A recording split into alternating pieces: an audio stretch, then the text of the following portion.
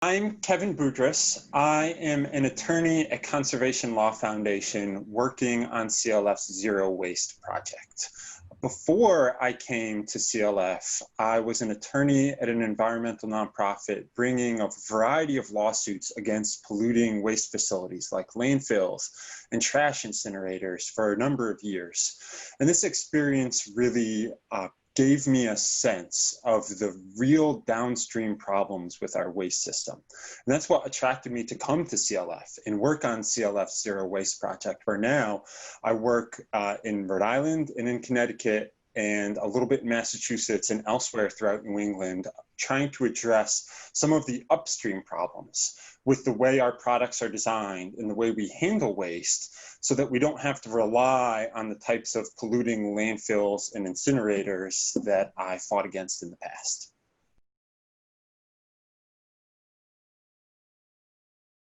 When I think about a zero waste future, I really think about two things. One, the impact of the zero waste future on our communities and on our climate.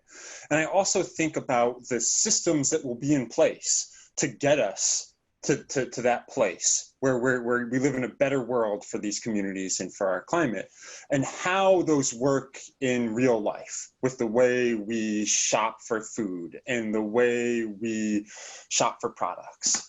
And so on the first prong, the impact, I see a zero waste future as a future where we're no longer burying waste in landfills that are leaking.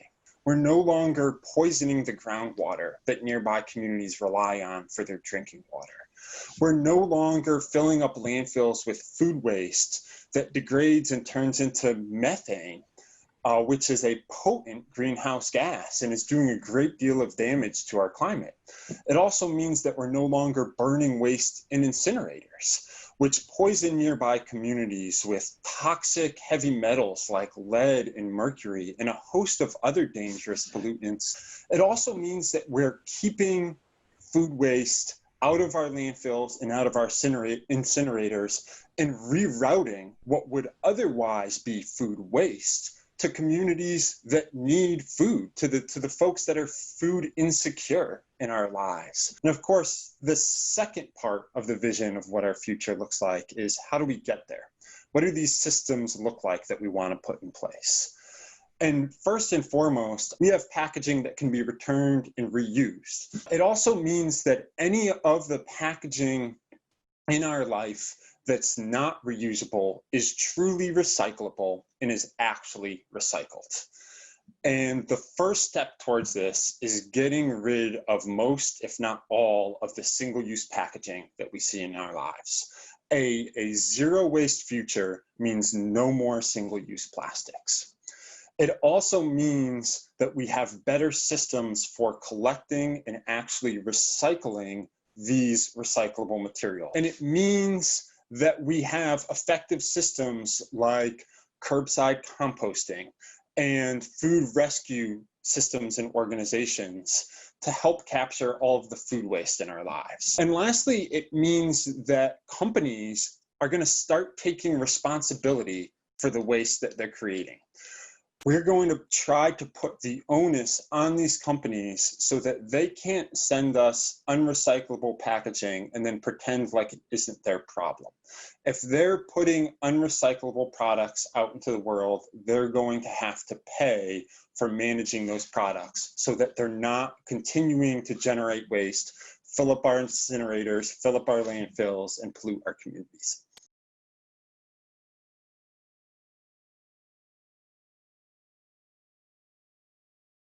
The enthusiasm around zero waste systems is key here.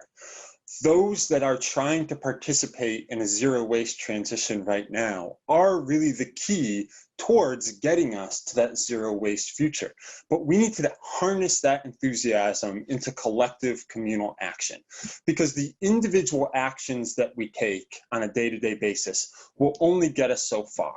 They are important, but they're most important when they help us build a conversation and press our governments into action to take the real meaningful steps to fix our society as a whole and move us away from our wasteful linear economy into a truly circular system where we're not, again, filling up our landfills and burning waste in incinerators. And so the key to the transition here is using the enthusiasm, building momentum, and getting laws and regulations passed that implement the types of changes that we need to move to our zero waste future. And so that means improving our recycling systems through things like deposit return systems or bottle bills. This is a highly effective way to recycle and actually builds out the infrastructure that we need to have reusable bottles for our beer and for our soda and for all our other drinks. It also means passing laws like extended producer responsibility for packaging, where the companies that are responsible for designing and distributing the packaging that comes around our food and our products are the ones that are funding the recycling system. And it incentivizes these companies to do a better job, to create packaging that is actually recyclable, is actually being recycled, and in the best case scenario is truly reusable. It also means passing laws to eliminate our food waste. These are often called food waste bans or organic waste bans, where a state does not allow any waste like food or like yard trimmings or other organic material into the waste stream so that it doesn't generate methane when it ends up in landfills. Only by working together and building towards that change and asking and pressuring our governments to implement the types of laws that are necessary to put these changes into effect can we move towards that zero waste future.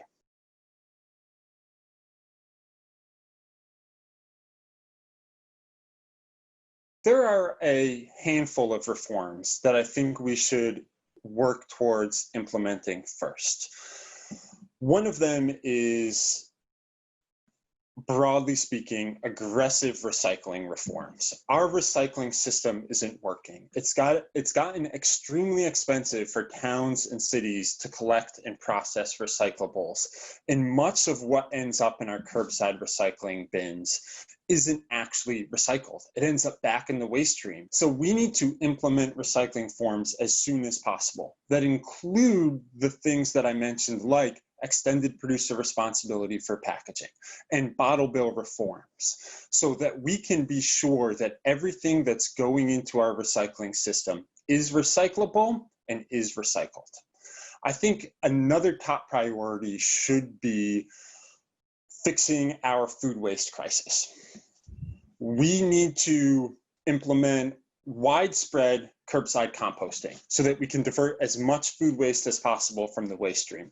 We need to implement those food waste bans that I mentioned earlier so that it's no longer permissible for food waste to end up in the waste stream. And we need to do more to incentivize the construction and operation of large-scale composting and anaerobic digestion facilities so that this food waste has a place to go where it can be turned into a useful product, compost, that not only keeps this food waste out of landfills and incinerators, but actually itself works as a carbon sink to do more good when it comes to trying to solve our current climate crisis. And lastly, one thing that we can implement right away to make a big, big difference in the amount of waste that we're generating are pay-as-you-throw systems. These are straightforward solutions where instead of any individual resident just being able to put as much as they want in the trash every week,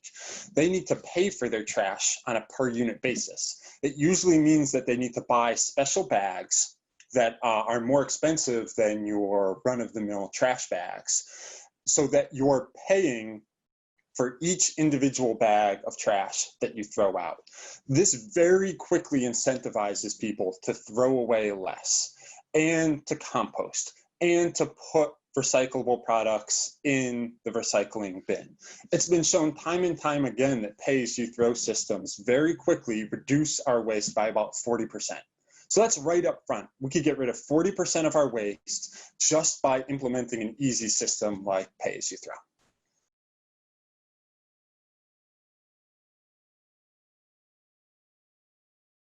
One of the most effective ways to work towards a zero waste future and to be a zero waste advocate is to work on the local level. So much of our waste policy is set at the local level. You have individual towns and cities that are deciding how their recycling system is going to work, how their waste system is going to work, what they allow in their waste, whether or not they implement a pay-as-you-throw system.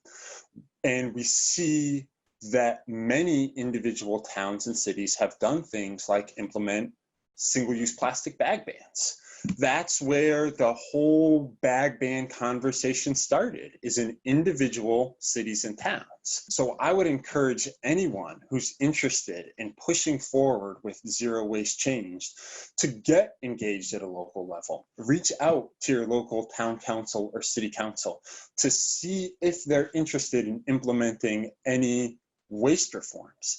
If you live in one of those cities and towns in New England that doesn't yet have a plastic bag ban, reach out to your town council and ask them to pass a plastic bag ban. Let them know that you're interested in a system like pay as you throw, or work with your local government to build out curbside composting in your town. There's so much that we can do with our local governments to start making meaningful changes right now.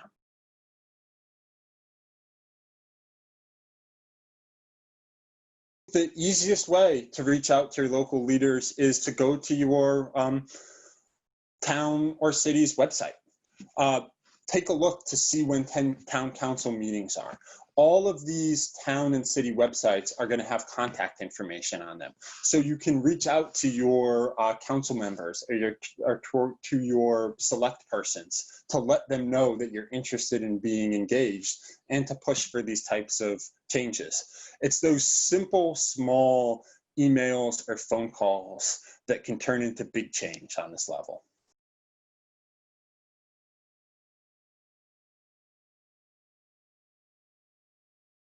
Greenwashing is a huge problem.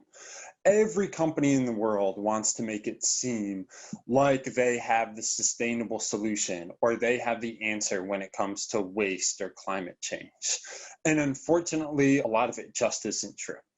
And so particularly when we think about zero waste, the ways to really parse through what companies are saying is, one, to look at what companies are implementing reusable packaging. What are the companies in stores where you can buy in bulk and bring your own container? Or the online store that sends you a product in a package and you send that package back to them to be refilled. Those are the companies that are really working towards the change here. And I would caution everyone that if there's a company that is selling you something in single-use plastic and saying that they have the green solution, they're lying. And we need to move towards that zero waste future where we don't rely on single-use plastic packaging. But anyone that is selling you single-use plastic packaging, there is no world in which their single-use plastic is sustainable or green, regardless of how much post-consumer recycled content there is in it, regardless of whether they say it's some type of plant-based plastic or what have you. Plastic is not sustainable, plastic is not green. Thank you all so much for participating in this Zero Waste Challenge. We appreciate your passion for this issue and for your interest in moving towards a zero waste future and a zero waste lifestyle. And it's important to take stock of all of the changes that you've tried to implement this week and many of the barriers that exist in your lives to making these changes. Because again, the key here is to use the momentum that we've built this week and use the changes that you've put into place in your own life to start to build towards collective action, to start to turn this passion for the way you buy products and the way you handle your food waste into a passion for driving collective government change, because we all need to be working together on these types of solutions. Making the changes in our individual lives is undoubtedly very important. And again, I thank you for taking all of the steps that you have this week to try to make these changes in your life and to try to learn about what we all together need to change to create this zero waste future for ourselves. So please all keep the passion, keep working towards this. Reach out to your local and state and even federal government leaders to tell them that this matters to you, that this is important, and that all working together, we can make the difference here so that we have a clean, safe, zero waste future, not only for all of us in our individual lives, but especially for those that live near the incinerators, that live near the landfills, that live near the petrochemical plants that are manufacturing all these single-use plastics. Together, we can do a much better job and we can create a safer, cleaner world.